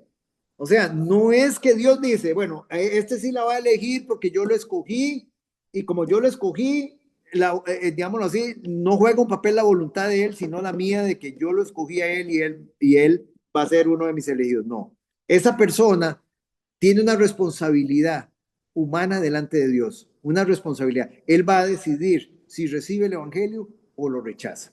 ¿Me entiende el punto? Hasta ahí, ok. Ahora, que Dios sabe eso desde antes de la fundación del mundo, ya lo sabe. Que Dios entonces, en base a ese conocimiento previo que Él tiene de todas las cosas, y a Él en el libro de la vida, Él tiene anotados a todos sus escogidos, porque esa mentira, porque es una mentira, esa falacia de que a mí me la dijeron. Ah, qué bueno, hermano, hoy ha sido apuntado usted en el libro de la vida. Hoy fue apuntado, entonces, hasta hoy Dios supo que yo era creyente. Es una mentira, bíblicamente es una mentira. Usted fue anotado desde antes de la fundación del mundo. Dios está fuera del tiempo. Nosotros vivimos en el tiempo y en el espacio, Dios está fuera del tiempo. Dios está, recuérdense, como un observador en un edificio, viendo el desfile pasar. Y Él conoce lo que está sucediendo desde el inicio y lo que va a suceder hasta el final de las vidas de cada una de sus criaturas. Él está en control de todo. Entonces, el Señor sabía desde antes de la fundación del mundo que ustedes lo iban a determinar, iban a proponer en su corazón someterse y rendirse a su señorío. Ese es el punto. En su libre capacidad de elegir, en su libre capacidad de elegir. Dios no va a llevar a nadie obligado al cielo, ni va a llevar a nadie obligado al infierno. Las personas que lo rechazaron se van solitos al infierno, y las personas que lo recibieron, el Señor en su gracia, en su regalo precioso que Él nos da, Él nos pone y nos va a conducir hasta el último día que estemos aquí en el poder de su gracia hasta ponernos en el cielo, a todos nosotros. Pero ahí está el punto, es entender, sí, vamos a poner un caso. Ahora, hay escogidos de Dios que inicialmente durante un tiempo están rechazándolo, claro, por supuesto que sí. Van a estar ahí, digamos, en algún tiempo renqueando y que no, y que yo soy católico y que no, y que María y que esto, y van a estar ahí. Pero va a llegar un momento en que si él se propone de corazón y él va a las Sagradas Escrituras y recibe esa semilla incorruptible, la convicción del Espíritu Santo lo va a convencer y lo va a llevar a proponerse en el corazón creer, proponerse en el corazón creer para que el Señor derrame el don de la fe y de ahí derrame el don del Espíritu y de ahí derrame el don del arrepentimiento. Ahí está, Eduardo. Sí, Arturo. No, es que eso siento yo que tiene mucho que ver con, o sea, a lo que yo entiendo como uno de los atributos de Dios, que es, digamos, la omnisciencia, que, digamos, él, por ejemplo, conocía como cada uno de los cabellos de todos sus hijos y, digamos, en relación con eso, yo supondría que, según lo que habíamos hablado también, él conoce quién al final de cuentas se va a convertir y quién no, que fue lo que habíamos hablado de que, por ejemplo, que por qué, digamos, un niño podía tener cáncer o no. Entonces, digamos que la gente decía que eso no era justo, que ya lo habíamos hablado, que a final de cuentas Dios sabe el propósito para cada uno de nosotros y a pesar de que uno fallezca, Él hubiera imaginado, digamos, el futuro si uno hubiera tenido una conversión real o no. Entonces, yo creo que, o sea, a final de cuentas, todos podemos llegar a tener esa fe, pero es más una cuestión de si usted realmente quiere buscar a Dios o quiere seguir por sus propios medios, digamos, no sé si me explico. O sea, siento que todas las personas tienen esa oportunidad, pero como los que están apuntados al libro de la vida es porque Dios ya lo sabe en su omnisciencia, pero digamos, eso no implica que cada persona puede llegar a Ya eso, ¿me explico? O sea, una cosa no excluye la otra. No, no, van juntas, van juntas. Exacto. El hecho de que Dios lo sepa no quiere decir que usted no tuvo que elegir. O sea, Exacto. Ajá. eso es lo que hay que dejar claro. Hay una responsabilidad humana y una soberanía de Dios. Dios es soberano y Dios, digámoslo así, ya conoce en su presencia, en su omnisciencia, como dice usted, Dios ya conoce, pero viene la responsabilidad humana. O lo rechazo o lo recibo. Ese es el punto. Entonces, ¿para qué un libre albedrío? Al final de cuentas somos robots, seríamos robots. Si Dios llegó y nos escogió, somos robots, porque no hicimos nada, nada más él llegó y dice, Arturo, sí, y Arturo no hizo nada, no, Arturo decidió, Arturo determinó, se propuso en su corazón recibir a Jesús como Señor y someterse a su señorío. Ven el punto. Doña Marcela, y quiero hacerle ahora un comentario acerca del Rey Acab para que ustedes, digamos, vean algo que me interesa ahí. Dígame, doña Marce. No, basándose en el mismo tema, quería comentarles que, bueno, una experiencia ahí con una hermana de mi papá. Ella era evangélica y murió en la fe. Ella aceptó y tuvo una vida muy, eh, diría uno, esforzándose. Ella, desde que nosotros estábamos pequeños, pues ella le pedía a los hijos, a los primos míos, pues que se apartaran de nosotros porque nosotros, o sea, no íbamos, íbamos por el mal camino porque papi era completamente dedicado a todo lo que es de la católica. Bueno, él no era muy metido ahí, pero él iba a las romerías y todo eso. Lo que quiero decir con todo esto es que lo que usted comentó ahorita eh, tiene, digamos, conocimiento que Dios tiene. Nosotros, a través del estudio, sabemos cómo es que funcionó, digamos, ya Dios conocía mi corazón y por eso fue que tal vez, digamos, yo siento, mi salvación, yo me siento salva y siento que Dios me tiene también en el libro de la vida. Lo que digo yo es que me hace gracia saber que mi tía murió y nunca nos aceptó porque a ella se le olvidó algo, pienso yo, que fue lo del estudio de este domingo. En la iglesia a veces hay personas que lo miran a uno como así, como que creen saberlo, pero el único que sabe es Dios.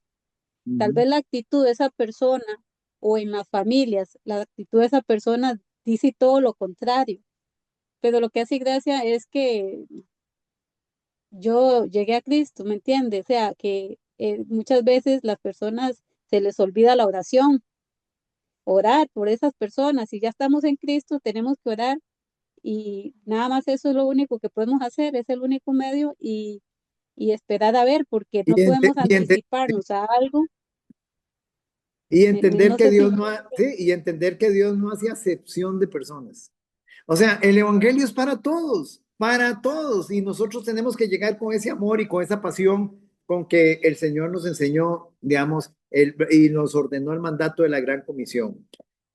Ahora, el punto que yo quería comentarles en esto de digámoslo, de la presciencia de Dios, de la omnisciencia de Dios, los que han leído las Sagradas Escrituras y han leído acerca de la vida del rey Acab, el esposo de Jezabel, Dios previamente le dice por medio de un profeta que si él va a esa batalla, él va a morir. Y Acab era, digámoslo así, él decía, no, yo no quiero que me profeticen los profetas de Jehová porque siempre me profetizan mal, pero él era un idólatra, él era un idólatra. Entonces él va a ir a la última batalla, pero vea qué interesante. Él va a la última de sus batallas, donde él va a morir. Él se disfraza, se disfrazó. O sea, para que no supieran que él era el rey Acab. Él va con otro rey a pelear. Pero vean lo interesante, ustedes han leído cómo muere ese rey. Muere un soldado contrario, manda una flecha. Dice una flecha a la aventura. Y esa flecha le entró, óigame, en medio de la armadura. Se le clavó y lo mató. Dios, digámoslo así, cómo Dios agarró y digámoslo así, controló todos esos acontecimientos para que sucedieran. Porque dice que nada de lo que nos pasa, digamos, un ejemplo desapercibido al Señor. O sea, Dios, digamos, un ejemplo, no es que Dios hizo un mal. No, Dios, digámoslo, recuerden lo que hablamos el domingo. Digamos, este universo es como una gran obra de teatro. Una gran obra de teatro. Dios es el director y Él controla, ordena, digámoslo así, todos los acontecimientos de sus criaturas. Él es el gran protagonista. Y nosotros somos solamente actorcillos secundarios. Pero no, es que a veces nos creemos el actor principal, que se trata de mí, se trata de mi gloria. Entonces voy a ser predicador para que la gente me alabe. No, hermanos, no, por favor, no digan eso. Se trata de Él, se trata de su gloria, es para lo que hemos nacido.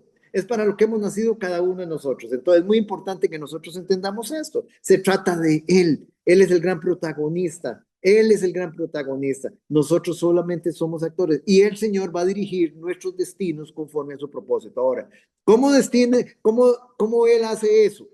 Bueno, Él ya tiene un plan para cada uno de nosotros.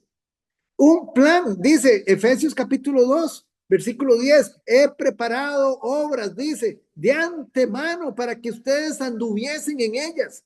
Es Dios quien prepara las obras, es Dios quien nos prepara el plan. No es mi plan, es el plan de Dios.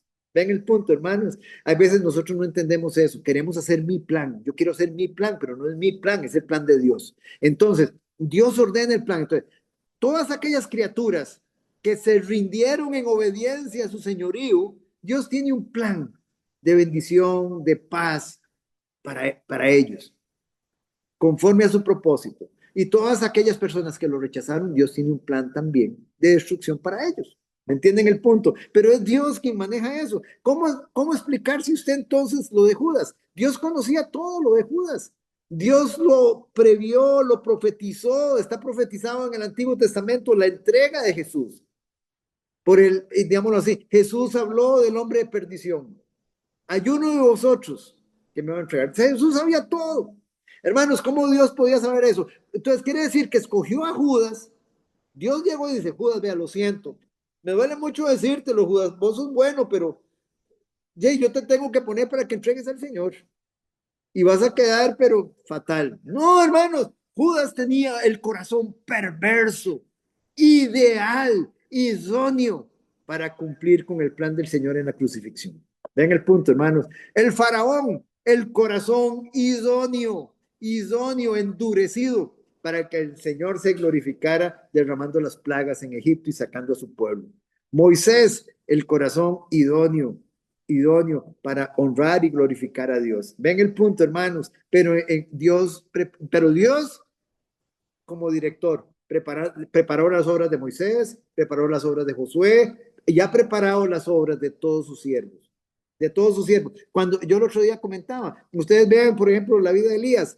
Llega Elías y con miedo lo van a matar y le dice el Señor, vea, vaya y refúgiese en el arroyo de Querit y métase ahí. Ahí, digamos, vas a estar bebiendo agua y no se preocupe por la comida. Ahí los cuervos te van a llevar carnita todos los días, carnita fresca y pancito. Óigame, los cuervos lo alimentaron y después se secó el arroyo. Porque había una sequía. ¿Pero qué estaba indicando esa sequía? Elías, te tenés que mover, vamos ahora para otro lado. Ahora te voy a mandar a Sidón, donde la viuda de Sarepta, ella te va a dar de comer. Ella es la que te va a alimentar ahora, vámonos para allá. ¿Se dan cuenta, hermanos? Es Dios controlando la historia de sus criaturas, de cada uno de nosotros. Y eso es maravilloso. Nada más, Señor, cumple tu plan en nosotros, Señor amado. Aquí estoy. ¿Qué tú quieres que yo haga? Ese es el punto. Pero cuando yo estoy, hermanos, así cerrado, que es mi plan, que es lo que yo quiero, que es mi carrera, que es mi profesión, que es mi trabajo, hermanos, si no es el plan de Dios, se lo va a derribar. Se lo va a derribar. Entonces, ahí vamos. Entonces, vamos a continuar acá. Entonces, dijimos, hermanos, veníamos acá. Entonces, decíamos que había una pregunta final, que cómo lo había dejado a usted precisamente la fe. Si esa fe que usted dice que tiene, si dejó su yo en el trono de su corazón, con Cristo solamente como un consejero. Hay mucha gente que tiene a Cristo solo como un consejero, solo lo tiene como una póliza de seguridad, solo lo tiene como por dones, nada más, por añadiduras. Hermanos, seamos sinceros, nosotros muchas veces caímos en ese error. Así era como teníamos al Señor. Señor, aconséjame aquí. Señor, dame aquí. Señor, digámoslo así, yo sé que tú me vas a librar del infierno. Él es lo único, pero no estábamos dispuestos a someternos a su señorío. Entonces, ¿es su yo el que sigue ahí, reinando en su corazón, y Cristo es el consejero? ¿Cristo es la póliza de seguro tuya? ¿O su fe, la fe verdadera, esa fe de tres partes, lo ha derrocado a ese yo? Y ahora reina Cristo como el Rey absoluto, soberano de cada una de las áreas de nuestra vida. Ahí es donde tiene que estar Cristo, en cada una de las áreas, no en las que nos gustan, en todas.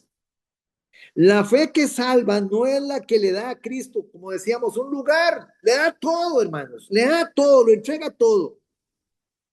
El sábado que veíamos, Arturo, ¿se acuerda? Le pertenecemos a Él. Él nos compró.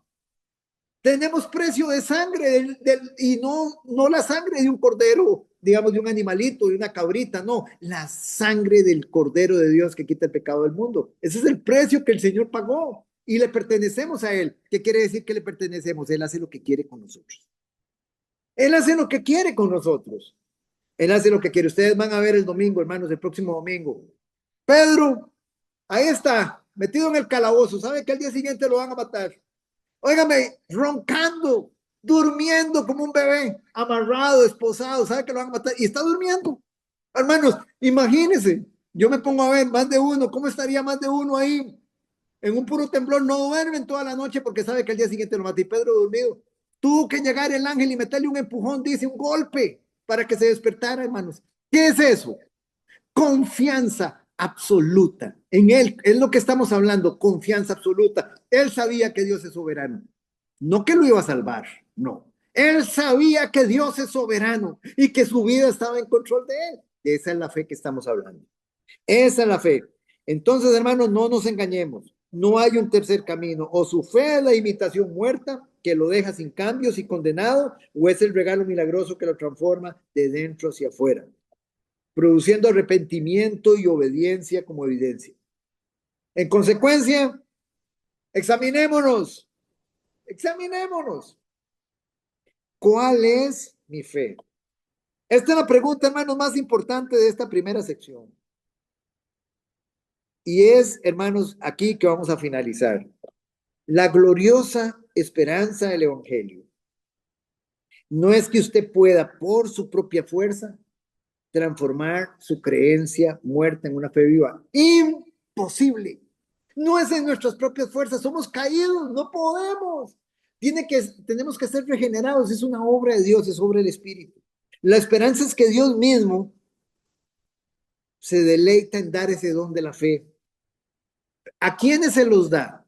A los pecadores contritos, humillados, quebrantados, que claman por un milagro, no a aquellos teologuillos que creen que saben mucho, hermanos. Pero al final de cuentas ese orgullo los tiene en el camino de perdición. No se contente con tener el conocimiento de un demonio. Clame a Dios por el corazón de un hijo. Abandone toda su confianza en su conocimiento. Corra a Cristo. Corra a Cristo. No como un estudiante que ha pasado un examen, sino como un pecador en bancarrota que necesita desesperadamente un Salvador. Es allí, en el lugar de la rendición total, hermanos, donde la fe muerta es reemplazada por la fe viva. Y la obediencia deja de ser una carga y se convierte en un deleite de un corazón agradecido. Si hoy usted decide abandonar la ilusión de una fe sin obediencia y clamar a Dios por la fe viva, diga que se rinde a Cristo como Señor, declare su deseo, confiéselo: Señor, yo no quiero la fe de los demonios, no quiero este conocimiento, de nada me ha servido, Señor, porque no te he amado, no me ha llamado a amarte, Señor. Quiero esa fe viva, es clamar al Señor, confesárselo, no una fe muerta, una fe viva. Y anhelar esto, hermanos, recuerden, no se trata solo de nosotros, se trata de quienes tenemos alrededor de nosotros también, hermanos. Como decía ahorita doña Marcela, tenía una tía que tenía la verdad. Tenía una tía que tenía la verdad. Y no la compartió. No la compartió. No la compartió. No, hermanos, no importa a quién pretendemos quedarle bien. Solo hay alguien, hermanos, a quien nosotros debemos agradar, y ese es a Dios. Y lo agradamos haciendo su voluntad. ¿Y cuál es su voluntad? El mandato de la Gran Comisión. Ay, no, es que usted no sabe cómo es esa doña, usted no sabe cómo es ese señor, usted no sabe, no. Es que Dios no me está preguntando si yo sé cómo es o no, Él me dice, llévelo, punto. Hermanos, Jeremías no tuvo ni un convertido. El profeta llorón, le decían, hermanos, porque nadie le paraba bola, nadie le paraba bola, nadie. Era uno de los tiempos de mayor apostasía en Israel. Ahí lo tenemos. Así que, si lo hizo con él, con Jeremías, hermanos, ¿quiénes somos nosotros? Llevemos la verdad a esas personas tibias, religiosas, que pueden estar confundiendo el conocimiento con la salvación. Proclamemos la diferencia entre una religión. Recuérdense, lo que hemos visto nosotros en estos 2 lunes es una religión de la mente versus una sumisión al Señor de corazón, una relación de sumisión. Una religión de la mente, ¿cuál es? La que es basada en el conocimiento, nada más. En cambio, nosotros, que el verdadero creyente que tiene una relación de sumisión de corazón. Y que el Señor, hermano, nos conceda precisamente esa revelación, esa luz para poder entender esto. Hermanos, si esto lo explicaran en la mayoría de las congregaciones, hermanos, le cuento que ya o se olvidan de esa oración, se olvidan de una oración, hermanos, que no salva a nadie, no salva a nadie. Vamos a dejarlo acá, próxima semana. Amar a Jesús es obedecer. Ahí vamos a iniciar, vamos a orar entonces, hermanos, para despedir este tiempo, y si hay alguna pregunta ahorita nos quedamos. Padre, en el nombre que es por sobre todo nombre, en el nombre de nuestro Señor Jesucristo, queremos darte las gracias, amado Señor, por este tiempo maravilloso que tú nos regalas. Gracias, Señor, oh Dios, por revelarnos estas verdades, Señor. Oh Señor, tu siervo fue uno, y lo digo con temor y temblor, Señor, que creía que con el conocimiento o por repetir una oración estaba a salvo, Señor. Oh, precioso y amado Señor, te doy las gracias por ello, Señor, por revelarme, Señor, oh Dios, esta preciosa verdad, Señor, que es amándote a ti, Señor, obedeciendo tus mandamientos, Señor, obedeciendo tu palabra, Señor, oh Dios, sujeto a ti, sometido a ti, rendido a tu señorío, en una confianza absoluta, Señor, oh Dios, como realmente, Señor, llegamos a la fe salvadora, Señor, llegamos a esa fe verdadera, Señor, que tú nos des, Señor, en el poder de tu Santo Espíritu, Señor, esa iluminación, ese poder, Señor, para hacer tu voluntad, Señor, y para llevarlo a aquellos que no conocen esta verdad, Señor. Ayúdanos a presentársela, Señor, a nuestros seres amados, Señor. Ayúdanos, Señor, en el nombre de Jesús, Señor, a orar por ellos, Señor, a orar por estas personas, Señor, que amamos y que todavía, Señor, oh Dios, ni siquiera, Señor, quieren, ni siquiera conocen de ti, ni quieren conocer de ti, Señor. Que tú botes ese velo, que tú quites esa resistencia que hay en ellos, Señor, y que sea tu Santo Espíritu rompiendo, Señor, oh Dios, esas murallas, Señor, esos muros, Señor, de pecado, Señor, de rebelión, Señor, que no les permite, Señor, verte a ti, Señor. Oh, amado Señor, te damos las gracias, Señor, por este tiempo precioso. Señor, bendice a mis hermanos, Señor. Cuídalos, guárdalos, ilumínalos, dale sabiduría, Señor. Y que en todo sean más como tú, Señor. Que continúen, Señor, en todo, Señor, oh Dios.